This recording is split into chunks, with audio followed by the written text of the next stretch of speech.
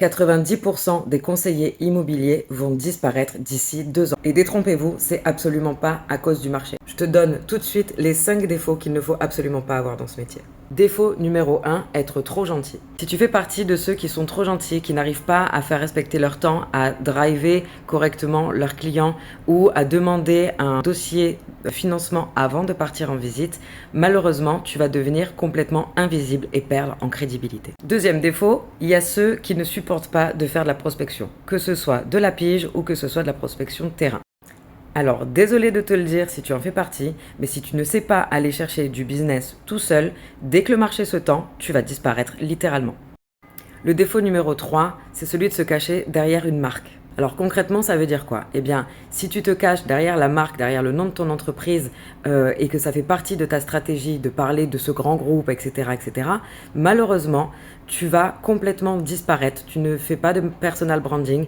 Les gens en immobilier achètent auprès de personnes, auprès de l'humain. C'est pour ça que notre métier va perdurer encore pendant des années.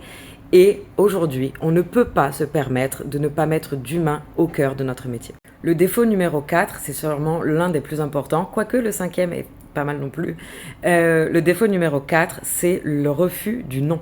Si tu prends un non de la part d'un client et que tu le prends personnellement, t'es foutu. C'est pas possible de travailler dans ce métier si tu prends personnellement un refus. Évidemment qu'on ne peut pas avoir 100% de oui, mais c'est à toi de comprendre que le non n'est pas le tien, il n'est pas destiné à toi, d'accord? C'est juste un décalage de perception, de point de vue à ce moment-là avec ton prospect, point. Et enfin, le défaut numéro 5 et qui va faire disparaître beaucoup de monde sur le marché malheureusement, c'est l'absence de système. Si tu bosses au talent et que tu penses que ça ira tout au long des années qui vont se succéder, malheureusement, si tu n'as pas de système, tu ne peux pas compter sur des résultats durables, pérennes et réguliers. C'est vraiment le pire parce que tu vas t'épuiser très rapidement. C'est un métier, soit on le fait scaler, soit on finit par en être complètement dégoûté au bout d'un certain nombre d'années. L'immobilier, c'est pas un sprint. L'immobilier, c'est un marathon.